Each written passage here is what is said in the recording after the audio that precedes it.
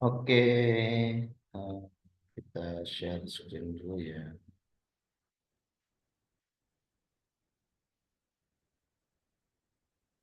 Ini. Assalamualaikum warahmatullahi wabarakatuh. Perkenalkan, nama saya Bran Sabda Siregar, nomor induk mahasiswa saya, NIM saya 22422071.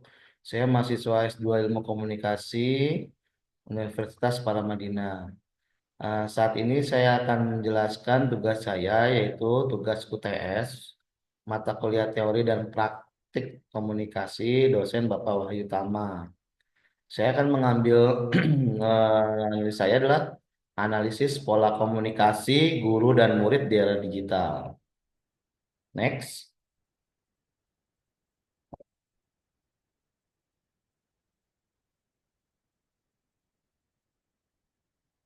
soal nomor satu, soalnya analis analisislah kasus komunikasi yang menjadi ketertarikan Anda, kasus yang Anda temui di media atau di perusahaan Anda, organisasi Anda, atau juga bisa topik penelitian tesis Anda dengan menggunakan salah satu model komunikasi yang telah dipelajari, yaitu Shannon Weaver, Wilbur Shakram, atau Joseph De Vito.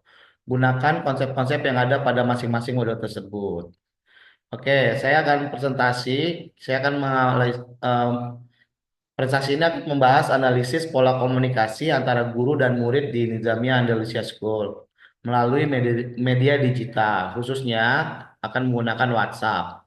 Kita akan menggunakan model komunikasi Joseph De Vito dan Social Information Processing Theory atau SIPT untuk memahami dinamika komunikasi yang terjadi di era digital.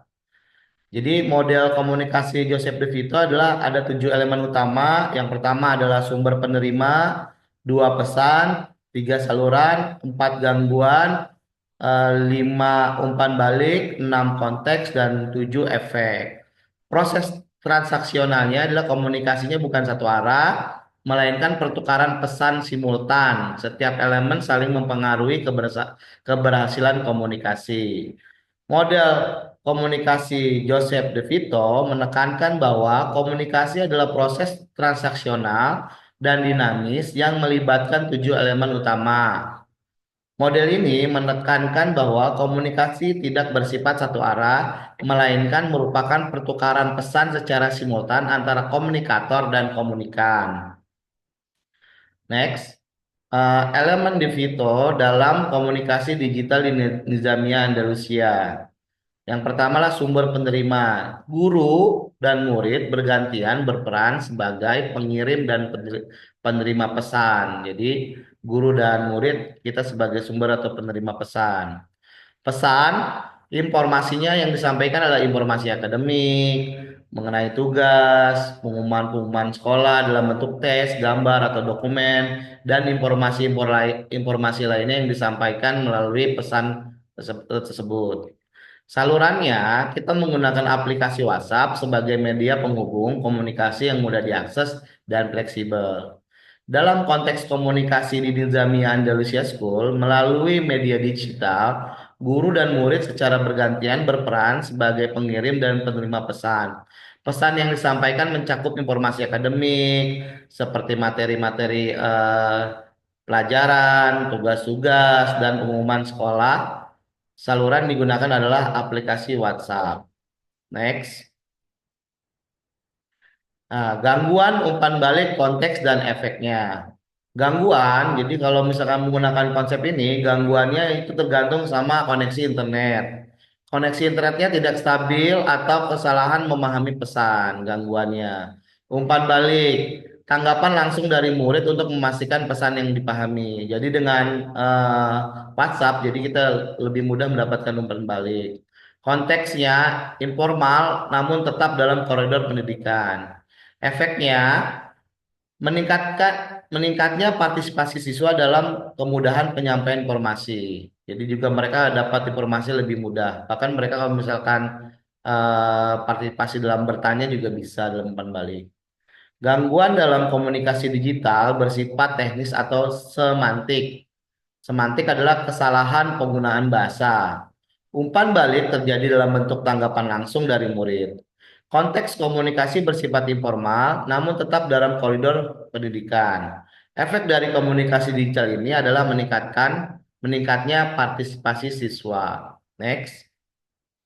Soal nomor 2. Menggunakan kasus yang sama dengan nomor 1 di atas, analisislah kasus tersebut dengan menggunakan setidaknya satu teori dari teori yang telah Anda pelajari. Eh, Elaboration like thought model, social judgment theory, social penetration theory, social information processing theory, interaksionis simbolik, ekspektasi, violation teori, dan teori-teori yang menjelaskan dan menggunakan konsep-konsep yang ada pada teori-teori yang Anda pilih tersebut. Jadi saya memilih dengan teori ini, teman-teman, Sosial Informasi Processing Theory atau SIPT. Jadi SIPT itu penggantian isyarat nonverbal.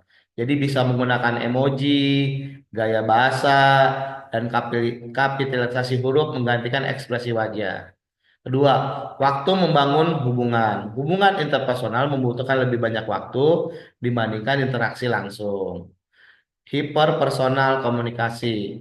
Komunikasi digital menjadi lebih intens karena pengirim dapat mengedit pesan tersebut.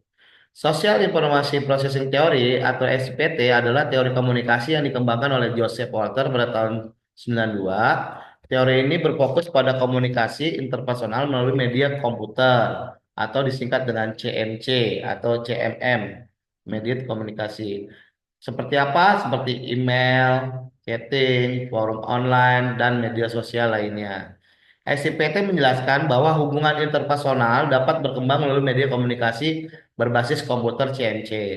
Meskipun tidak ada isyarat nonverbal seperti dalam komunikasi tatap muka, pengguna CMC dapat membangun hubungan yang bermakna jika mereka memiliki waktu yang cukup untuk bertukar pesan.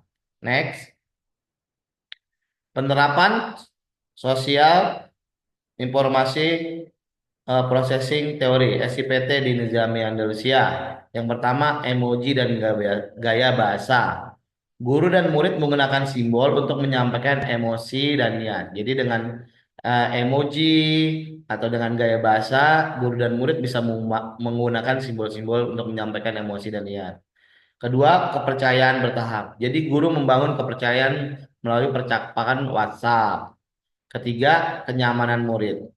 Murid merasa lebih nyaman bertanya atau mengungkapkan pendapat jika menggunakan media seperti WhatsApp. Jadi murid tuh lebih mudah ya jika bertanya dibandingkan dia bertanya di kelas secara offline. Kalau offline kan secara offline atau tatap muka, murid mungkin akan sungkan bertanya. Tapi dengan media ini SIPT ini murid merasa nyaman dah untuk mendapat pendapat. Dalam komunikasi digital, isyarat verbal digunakan untuk menggantikan ekspresi wajah, nada suara, dan bahasa tubuh.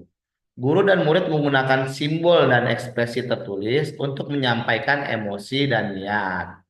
Hubungan interpersonal melalui media digital membutuhkan lebih banyak waktu dibandingkan interaksi langsung. Next, kritik dan penguatan Social Information Processing Theory (SIPT). Kekuatannya dia dapat menjelaskan kemampuan adaptif manusia dalam menghadapi keterbatasan media. Adaptif adalah kemampuan seorang atau sesuatu untuk menyesuaikan diri dengan perubahan lingkungan, situasi, kondisi yang baru dengan cepat dan efektif.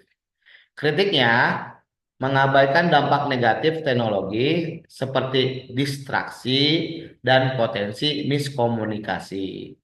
Kekuatan teori SIPT terletak pada penjelasan tentang kemampuan adaptif manusia dalam menghadapi keterbatasan media. Namun, kritiknya adalah teori ini cenderung mengabaikan dampak negatif teknologi seperti distraksi dan potensi miskomunikasi. Next, soal nomor 3. Pilihlah salah satu dari soal berikut. Yang A, analisis pengalaman Anda pribadi ketika mengalami disonansi kognitif. Apa yang menyebabkan terjadi disonansi kognitif pada diri Anda? Apa strategi pengurangan disonansi yang Anda lakukan?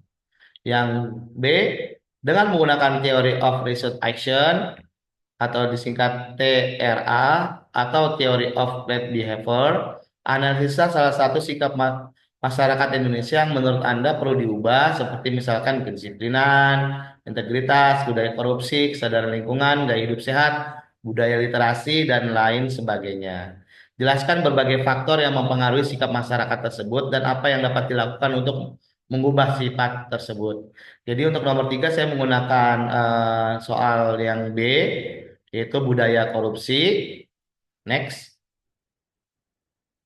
Ya, budaya korupsi yang pertama ada sikap, norma subjektif, dan perceived behavior control. Budaya korupsi masih salah satu tantangan besar dalam kehidupan sosial politik ekonomi masyarakat Indonesia.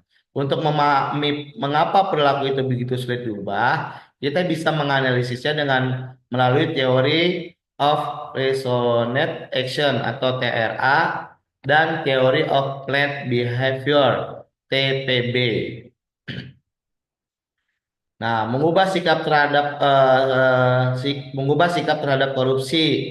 Yang pertama kita bisa melakukan pendidikan anti korupsi sejak dini untuk mengubah persepsi siswa atau orang bahwa korupsi itu tidak bisa dibenarkan. Jadi kita memberikan informasi seperti itu. Ya, pendidikan anti korupsi. Mudah-mudahan nih pendidikan anti korupsi ini bisa masuk ke sekolah-sekolah. Keteladanan pemimpin. Jadi pemimpin yang berintegritas sebagai contoh bagi masyarakat. Jadi kita butuh pemimpin-pemimpin yang memiliki keteladanan yang bagus. Yang ketiga, sistem transparansi dan hukuman yang berat bagi pelaku koruptor. Jadi mekanisme aduan yang jelas, melindungi pelapor, dan hukuman yang berat bagi para koruptor. Mudah-mudahan itu bisa mengubah ya.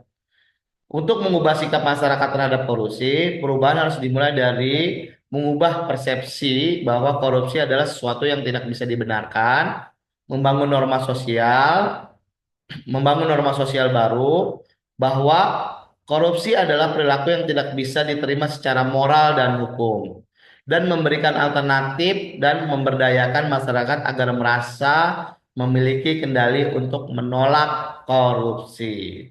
Next. Jadi kesimpulannya adalah sosial informasi proses teori memberikan landasan teoris yang kuat untuk memahami dinamika komunikasi antara guru dan murid dalam konteks digital. Meskipun komunikasi melalui WhatsApp menghadapi keterbatasan, baik guru dan maupun murid, oh sorry, guru maupun murid menunjukkan kapasitas adaptif dalam menciptakan hubungan yang bermakna dan produktif.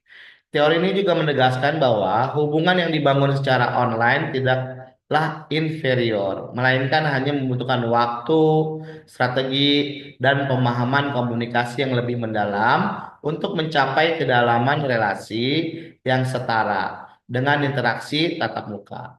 Dengan demikian, penerapan teori ini sangat relevan dalam konteks pendidikan digital masa kini dan menjadi pedoman penting dalam mengelola komunikasi yang sehat dan efektif di lingkungan pembelajaran berbasis teknologi. Demikianlah presentasi saya mata kuliah UTS, mata kuliah teori dan praktek komunikasi, tugas UTS dosen Bapak Wahyu. Wabillahi taufiq wal hidayah. Wassalamualaikum warahmatullahi wabarakatuh.